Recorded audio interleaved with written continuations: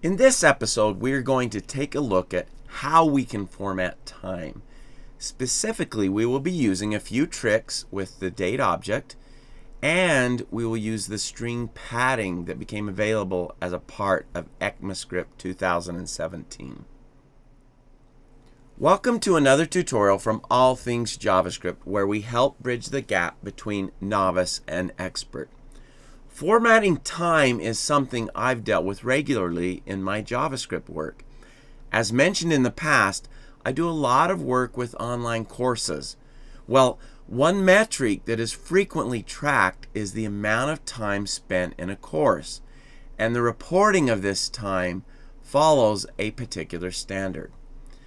Now we're going to take a look at some tips we can use to format time to meet a formatting standard.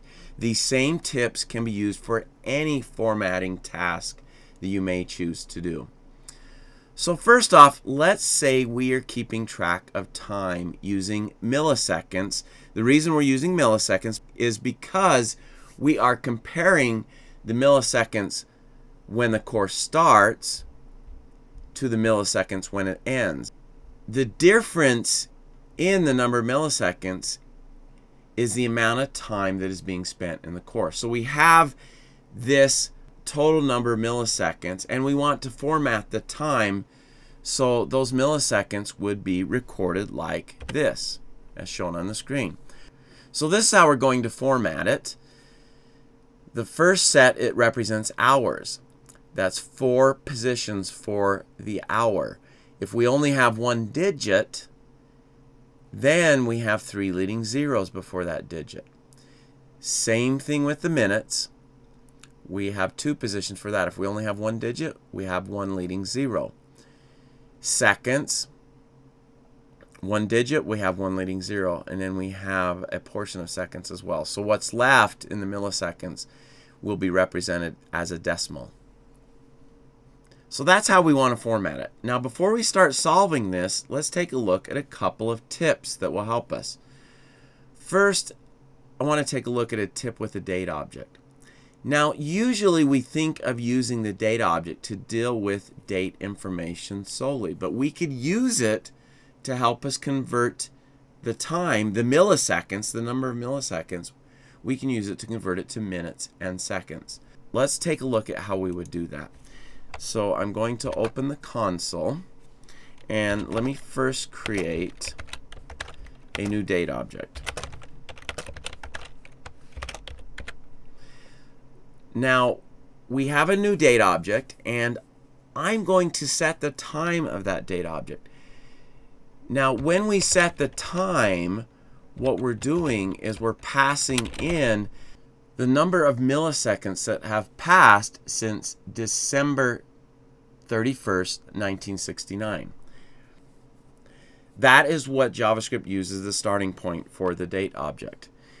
So if I enter 1010, basically that's 1 second, right? That's 1 second, and then 10 milliseconds that have passed since that. And just to see that, let me do mdate.toString. That will display the full date information. And we can see December 31st, 1969.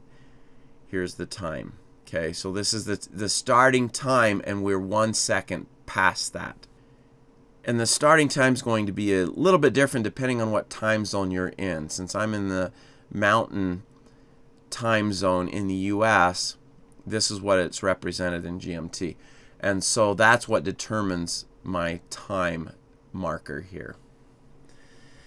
Now, that's not really what we want to talk about. What we want to look at is how we can use the date object to help us convert a number that represents milliseconds, a total number of milliseconds, how we can convert that to minutes and seconds. So let me show you what we can do here. If I do mdate.getMinutes, let's see what it returns. It returns a 0 because right now 1 second is all we've entered. This is milliseconds here, so 1 second. Let's see what we get if we do mdate.getSeconds. There we go, 1 second. So it is able to extract that for us. We can also use get milliseconds. And notice that returns 10. So the milliseconds that are left after this is converted to a time. That's what we have left. So 1,000 milliseconds creates the 1 second which we receive here, but it still has 10 milliseconds left over. There are no minutes created because it's only 1,000 milliseconds. Let's do something more. Let's change mdate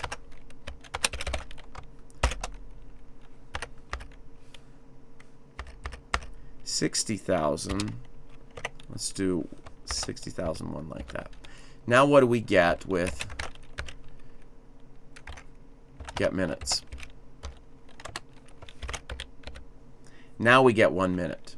Do we get anything with get seconds? Whoops. No, we don't, because all of that was used up in the minutes. But we should get something with get milliseconds.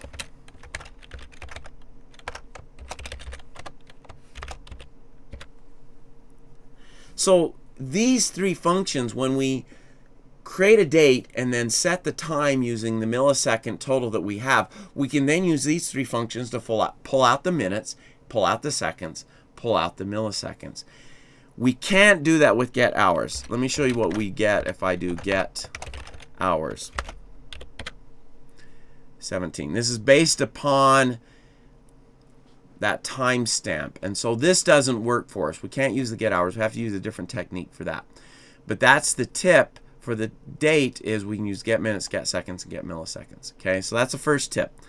Now, before we begin to creating the complete solution, I want to show you one more tip, and this is the pad start and pad end that was available with ECMAScript 2017. So let me show you how those two new methods that are part of the string object wrapper work. So first, if we create a string, and I set that equal to 2 like this. Now see what happens if I use pad start. Pad start is the new method, and I pass in 4, and then inside of quotes a 0. Now what this is telling it is to pad this string with 4 places, and it's going to pad it at the start. Well, what is it going to pad it with? Well, I'm telling it to pad it with zeros. So let's look at how this turns out. We get 3 zeros at the head of that string. Now, if I had not have indicated a 0, it would pad it with blank spaces. That's what would happen. There is also a method pad end which works the exact same way, but it puts it at the end of the string instead of at the start of the string. So pad start and pad end available with ECMAScript 2017. Now, one more application of this. Let's say I had a number, and that number was equal to 5. And remember, we're trying to pad this so that we can put it in this sort of format. That's the reason we're looking at pad start and pad end. So I have a num equal to 5, and I want to pad that. How would I do it? Well, first I convert it to a string. Then I can do pad start and 2 positions with a 0. And there we get it. Now, if it had already had 2 positions, let's look at what would happen to that. Num equals 15. And now if we do the same command, we just get the 15. So it's telling it 2 positions. That's what we want that string to be. And if we need to add to it, it's going to pad it with zeros. And so that works really well for us for formatting numbers when we need to have the 0 on the front if it's a single digit. Otherwise, we'd have to use if then else expressions to figure out whether there is a single digit or not. All right, that's the tips. Now let's go ahead and start working on this. So what I want to do is create a function that's going to format the time. That's how we'll implement this solution. So we'll call this format time, and this function will allow us to pass in a number of milliseconds, and then it will return the formatting using this format right here.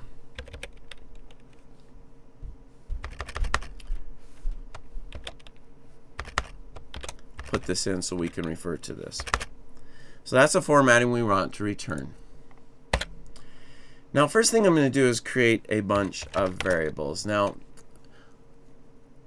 in my final version of this, I may not have all of these variables, but I want to have a variable for the hours, for the minutes, for the seconds, and for the decimal part of the seconds. I want to have those variables so that you can see this process a little bit easier. Instead of just putting it all together, I'm going to break it apart into separate values. First off, I'll create a variable for HMS. That's the final value that we'll return. And so that's everything put together in this format. Then I'm going to create a date object. And we'll use this to convert our time. Then I want to have an hours variable. Like I said, I'm going to do each of these separately so we can see how this works. Minutes variable, seconds variable, just setting these to 0 right now as a string, and decimal seconds. So there's the variables we're going to set up. Now the first thing we want to do is take our format time, our date object, and we want to set the time of that to the milliseconds that's passed in. This variable is what receives the millisecond. So using that same tip that we went over in the console, that's what we're doing. Now we can begin determining each of these parts of our time. Okay? Now, hours is what we're going to determine first. And remember, hours, we couldn't use that trick. We couldn't use the get hours method because it will not return what we want. And so instead, we've got to use normal math to work through that. And basically, if we have milliseconds and we want to determine the number of hours, we need to divide it by 3,600,000. And the reason we divide it by that is because to get seconds, we would divide it by 1,000. To get minutes, we would divide it by 60. To get hours, we would again divide it by 60. So if we multiply 1,000 times 60 times 60, that's what we get, 3,600,000. So what we want to do is use math.floor, and then we want to divide the milliseconds by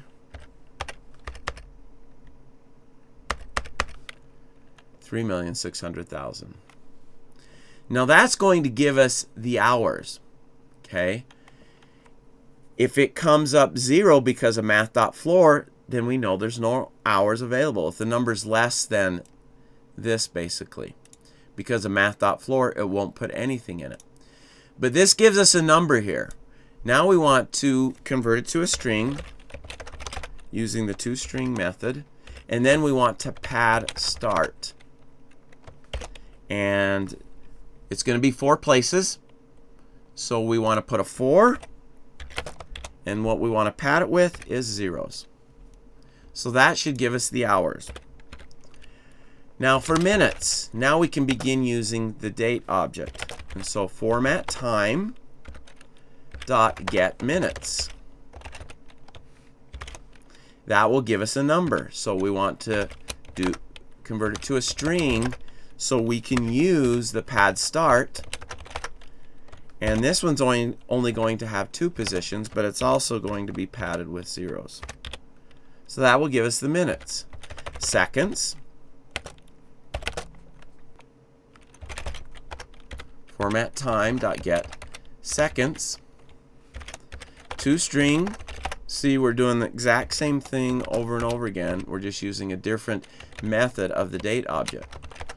Pad start. This one's 2 positions as well, and we'll pad it with zeros. Finally, the decimal seconds.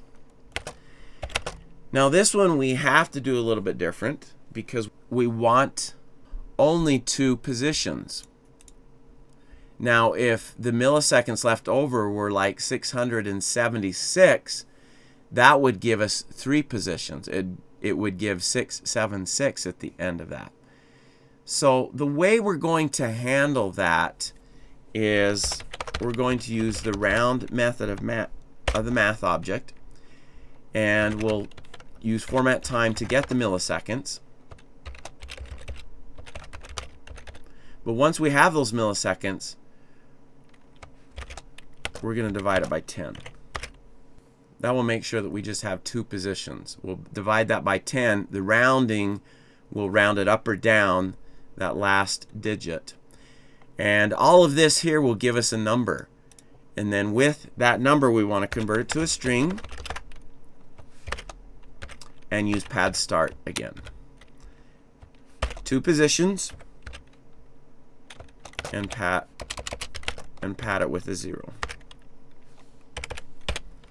All right, so we have all of our variables, and you can see how we did each one of those. Now we're going to put everything together into the HMS variable, and then we'll return that. So as you can see, I'm using a lot of variables. I could have done this without them, but it allows us to see the whole process. Now, in putting this in the HMS variable, I'm going to use the string template literal, which became available with the S6, and it's just another way for formatting strings. And so you start that with a backtick. And I think this works really well with putting these together. And then we simply, when we want to indicate a variable, you do it this way. So we'll put hours first. So that's the first variable. And then we want to put a colon between them, like what we have up here. And then another variable would be minutes. Now, if you're not familiar with this, I have done a tutorial on this several months ago, and I can include a link to it in the description section of this video. Another variable, this time seconds. Now we put a dot, and then the last variable is this one. That will give us the format, and then we can simply return HMS. All right, let's save that. Let's jump out and refresh this and try calling format time and see what we get. So let's first do format time with 400,567 and see what we get back. Notice what it did with the decimal place here. So 567 were the milliseconds that were left over. So it rounded that, and so we get 57. 6 minutes and 40 seconds. If you do the math on that, you can find out that this is converting it correctly. So 400,000 divided by 1,000 is equal to 400. If we then divide that by 60, we get 6.66. So 6 minutes, and then the seconds work out to be 40 seconds, and so on. So let's do one more. Format time. This one will do a much larger number. Let's go 5. Let's do this. That should give us some hours, so we can see how the hours are working as well. Sure enough, we get 1 hour, 31 minutes. Notice there's no leading 0 because there's 2 digits here. 40 seconds, no leading 0, 0.65. So there we're able to format the time. So these tips can be used to format the time as you would choose. I happen to use this particular format. This is a format that I've used in the past when reporting time for courses, and so that's why I chose this. But you could use these tips and techniques for formatting the time any way you would want, or formatting something else for that matter. Hopefully you found this helpful.